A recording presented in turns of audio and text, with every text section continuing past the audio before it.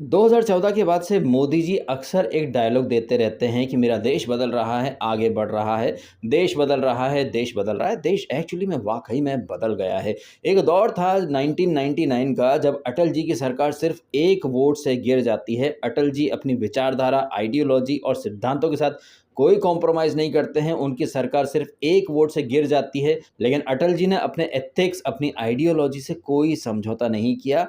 उन्हीं अटल जी की आत्मा को कितना कष्ट पहुँच रहा होगा कि वो बीजेपी जिसे कि अटल जी और आडवाणी जी ने खड़ा किया, वो बीजेपी अब सत्ता के लिए ऐसे लोगों को अपनी पार्टी में शामिल कर लेती है, जिन लोगों के खिलाफ बीजेपी कभी चुनाव लड़ा करती थी। जहाँ एक तरफ हम देख रहे हैं कि केजरीवाल जिन लोगों को गाली दिया करता था, उन्हीं लोगों के गले मिलते चला जा रहा है। सारा विपक्ष एक हो चुका है। वैसे मोदी जी के बारे में एक बात और कही जाती है कि मोदी है तो मुमकिन है, और मोदी जी ने विपक्ष को एकजुट कर दिया। ये नामुमकिन काम मोदी जी ने मुमकिन कर दिया। जितनी आसानी से मोदी जी ने पूरे विपक्ष को एकजुट कर दिया है, उतनी ही आसानी से बीजेपी ने जो दागी नेता हैं, करप्ट नेता हैं, उनके दाग धोकर उन्हें अपनी पार्टी में भी शामिल कर लिया है। और ऐसे लोग जिनके अगेंस्ट जनता ने वोट दिया था, वो लोग अब बीजेपी के साथ में मिलकर के सत्ता का हिस्सा बन चुके हैं। तो यहाँ पर पब्लिक का जो मैंडेट है, उसका कैसे भर-भर के अपमान किया जा रहा है, इसी के बारे में इस वीडियो में मैं कुछ पॉइंट्स आपके सामने रख रहा हूँ। जब मैं बिग बॉस के रिव्यू करता हूँ, तो एक बात मैं अक्सर बड़ी ज़ोर-शोर से हाइलाइट करता हूँ कि कैसे मेकर्स पब्लिक से झूठ बोलते हैं।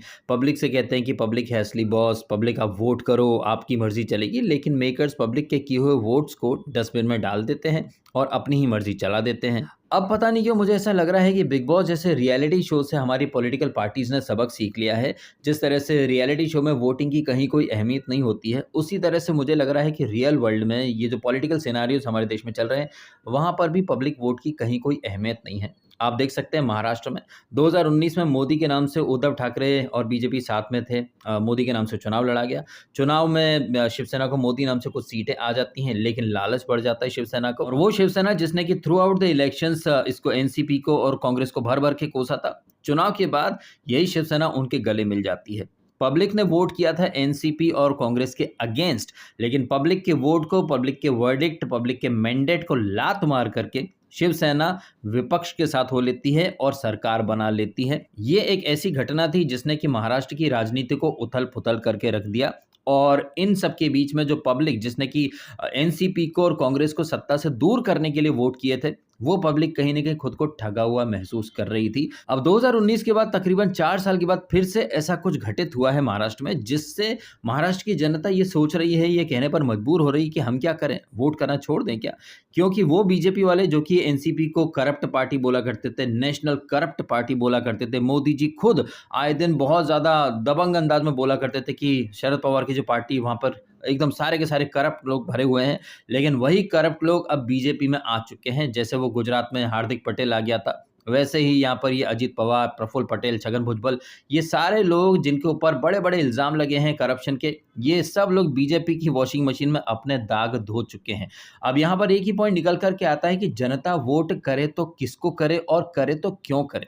जनता ने जिन लोगों को सत्ता से दूर करने के लिए वोट किए, वो लोग तो सत्ता पक्ष में आ गए। अजित पवार, छगन भुजबल, ये सब तो विपक्ष में थे ना, लेकिन विपक्ष के लोग अब यहाँ पर उप मुख्यमंत्री बन चुके हैं, पावर में आ चुके हैं। और जनता के मन में इस तरह के ख़्याल आना, सवाल आना लाज़मी है कि भैया हम वोट करें तो क्यों करें? हम वोट करेंगे कांग्रेस, एनसीपी को सत्ता से दूर करने के लिए, वो लोग पीछे के दरवाजे से सत्ता में एंट्री ले लेंगे, तो जनता वोट करे तो क्यों करे? आपका क्या मानना है? क्या जनता को वोट करना चाहिए या नहीं करना चाहिए? क्योंकि वोट की तो कहीं कोई अहमियत है ही नहीं, ना रियलिटी शो में, ना रियल वर्ल्ड में। और मोदी जी, अमित शाह, बीजेपी वाले जिस एनसीपी को भर-भर के कोसा करते थे, और वो एनसीपी के नेता जो बीजेपी को भर-भर के कोसा करते थे, अब ये सब एक साथ आ गए हैं। अब इस पैटर्न को देखा जाए तो भैया वो दिन दूर नहीं है जिस दिन केजरीवाल, राहुल गांधी, ये सब भी बीजेपी में मिल जाएँ। बिकॉज़ देखा जाए तो ये लोग लड़ते रहते हैं, सोशल मीडिया पर एक-दूसरे को गाली भी देते हैं, बट रात में ये सब मिल कर के एक ही थाली में खाते होंगे। जनता को लड़ाते रहते हैं कि वो पार्टी बुरी है, वो पार्टी घटिया है, हम अच्छे हैं। लेकिन वही लोग जिन्हें कि आप गाली दिया करते थे, उन्हें आप अपनी पार्टी में शामिल कर लेते हो। तो ये जनता के मैंडेट का, जनता के वर्डिक्ट का तो घनघोर अपमान कर रही हैं पॉलिटिकल पार्टीज़। इसमें सबसे आगे हैं बीजेपी वाले, जो कि ऐसे तो करप्ट बोला करते थे, और जैसे कि सत्यपाल मलिक का एक स्टेटमेंट आया था कि मोदी जी को करप्शन से कोई प्रॉब्लम नहीं है। मोदी जी बोला करते थे, "ना खाऊँगा, ना खाने दूँगा।" लेकिन मुझे लग रहा है कि अब मोदी जी को नया एक डायलॉग बोल देना चाहिए, "ना खाऊँगा, ना खाने दूँगा, जो खाएगा उसे अपनी पार्टी में ले लूँगा।" आपको क्या लगता है? कमेंट अवश्य करें। आपने समय निकाला, वीडियो देखा, आपका बहुत-बहुत धन्यवाद। Thank you so much.